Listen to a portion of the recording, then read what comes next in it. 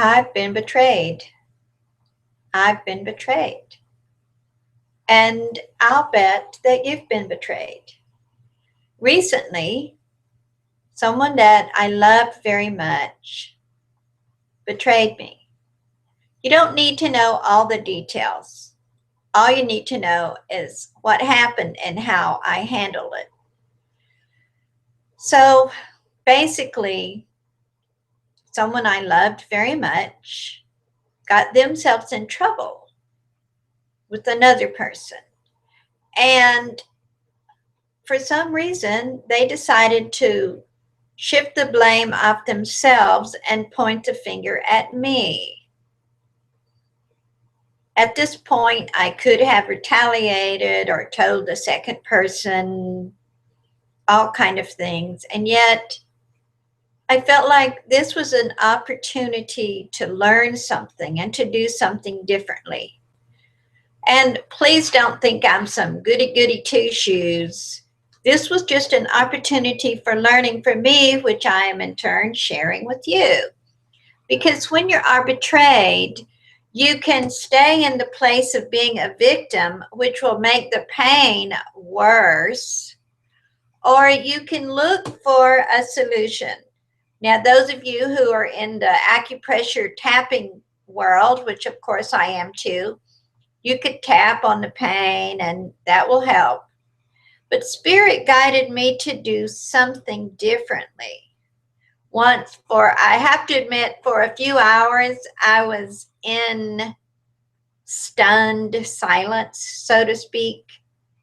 You know, when someone shocks you with their behavior that you say, I can't believe they threw me to the wolves. I can't believe this person did that. And it's normal for that to last a while. And if I was to think of measuring my pain at that point, it was probably an 8 on a scale of 1 to 10.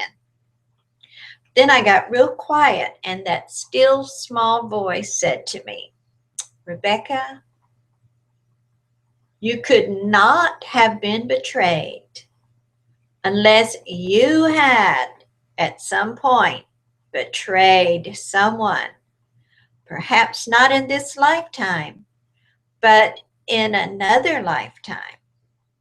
And furthermore, Spirit says, the way you're feeling right now, betrayed, kind of like a victim, you're tempted to call up your best girlfriend and say, you know what they did to me. However, use it as an opportunity for advanced growth and learning that you can share with others. So, Spirit also says, you may not have think that you betrayed someone in this lifetime or another, but yet that person could feel betrayed because everything has to do with our perspective. So from their perspective, perhaps they felt you betrayed them. Just like this person that you love so much, from their perspective, they may not feel that they betrayed you at all.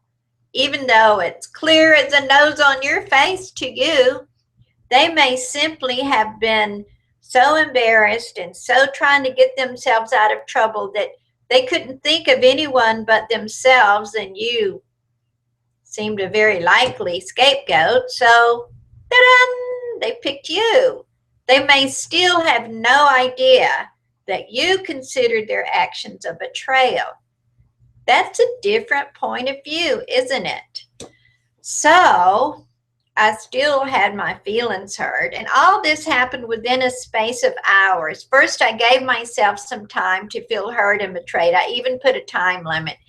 Okay, Rebecca, you have 2 hours to just whine and cry to yourself and feel hurt, feel betrayed, be a victim, and then you're going to do this process. So what's the process I did? Because you can do this process too. As a matter of fact, I highly recommend it. So I thought, well, if I couldn't have been betrayed unless I betrayed someone else, whether I was really aware of it or not. There's only one cure for betrayal, and that's divine forgiveness. Even though part of you might not feel like forgiving, and I wasn't really in the mood to say to that person, I forgive you. However, something else Spirit said to me, this person is doing you a favor with your perception of their betrayal, because it's giving you an opportunity to heal all the people that consider that you betrayed them, not just from this lifetime, but from any other lifetimes. So begin with calling those two people who betrayed you into a circle of light and saying, thank you for giving me an opportunity to heal. Thank you for giving me an opportunity to heal. And then form another circle of light. And into that circle of light, call the spirit of everyone that you have ever betrayed from this lifetime and from any other lifetime. And not only that, the people who perceive that you betrayed them, because if they perceived you betrayed them, even if you didn't consciously do it, in their perception, they are feeling betrayed. Perhaps they're feeling the very same way that you're feeling right now. Hurt, alone, victimized, that state of, I can't believe they would throw me to the wolves, or I can't believe they would take that from me, or I can't believe they would feel like that property is theirs when it should have been mine.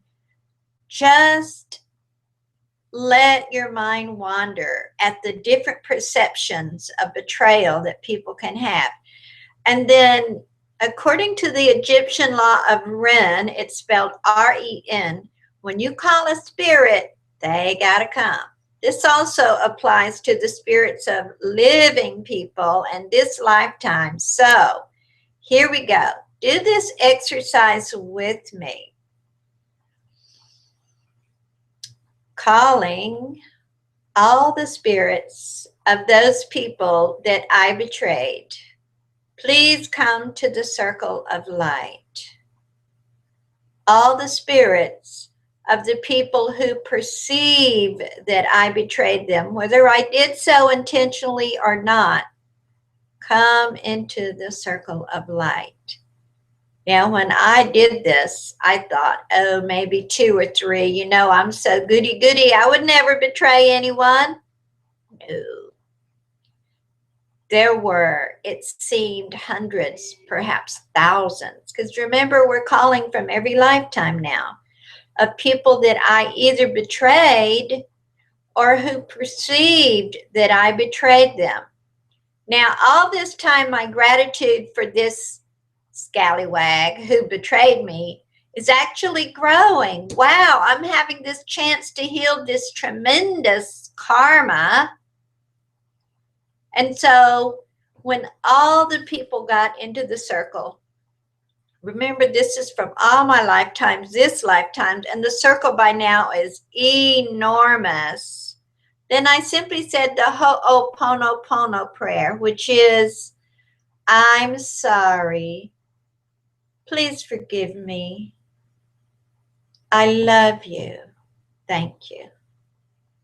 And I did say it over and over. I'm sorry. Please forgive me. I love you. Thank you. I'm sorry. Please forgive me. I love you. Thank you. Then I felt guided to do something further, and that is call into the circle of light all the people whose lives had been affected by my betrayal. Now, what do I mean by that? The people that I had betrayed in whatever lifetime, their lives turned around and affected others. You know how it is if you stub your toe early in the morning and then you walk out of your bedroom, the first person you see, you might be a little bit grouchy to. So the ripple effect of my betrayal from this lifetime and every lifetime, I called their spirits to come join those in the circle of light. Now, by now, a football stadium couldn't hold all these people, because as you do this, you can use your psychic awareness, your third eye, or your spirit to just feel the number of people, the number of healing opportunities that you're presenting. So, once it seemed like they were stopping coming, I said the prayer again to them. I'm sorry. Please forgive me. I love you. Thank you. I'm sorry. Please forgive me. I love you. Thank you.